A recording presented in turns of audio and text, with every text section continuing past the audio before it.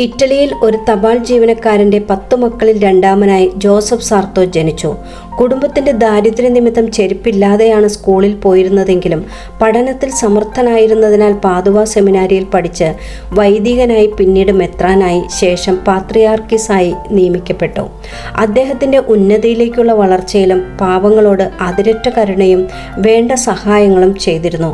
അങ്ങനെ ലിയോ 13 പാപ്പയുടെ പിൻഗാമിയായി തൻ്റെ 68 വയസ്സിൽ മാർപ്പാപ്പയായും തെരഞ്ഞെടുക്കപ്പെട്ട് 10 പിയൂസ് എന്ന പേരും സ്വീകരിച്ചു. ഞാൻ ദരിദ്രനായി ജനിച്ചു, ദരിദ്രനായി ജീവിച്ചു, ദരിദ്രനായി മരിക്കാൻ ആഗ്രഹിക്കുന്നു എന്ന് പറഞ്ഞ പാപ്പ സ്ഥാനാരോഹണ ചടങ്ങുകൾ വളരെ ലളിതമാക്കി വില കൂടിയ കാർപ്പറ്റുകൾ മാറ്റിവെപ്പിച്ചു. സ്വിസ് ഗാർഡിൻ്റെ കണ്ണ് വെട്ടിച്ച് പുറത്ത് രോഗി സന്ദർശനവും ജനത്തിനിടയിൽ സ്വകാര്യ സന്ദർശനവും നടത്തുമായിരുന്നു. ദിവസേനയുള്ള വിശുദ്ധ കുർബാന സ്വീകരണം, അനുദിന ബൈബിൾ വായന, മുതിർന്നവർക്കും കുട്ടികൾക്കും മതബോധനം എന്നിവയ്ക്ക് പാപ്പ തുടക്കം കുറിച്ചു. കുർബാന പുസ്തകം, കാനോന നമസ്കാരം, ആരാധന ഗീതങ്ങൾ എന്നിവ പരിഷ്കരിച്ചു. ഗ്രിഗോറിയൻ ചാന്തുകൾ നിർബന്ധമാക്കി.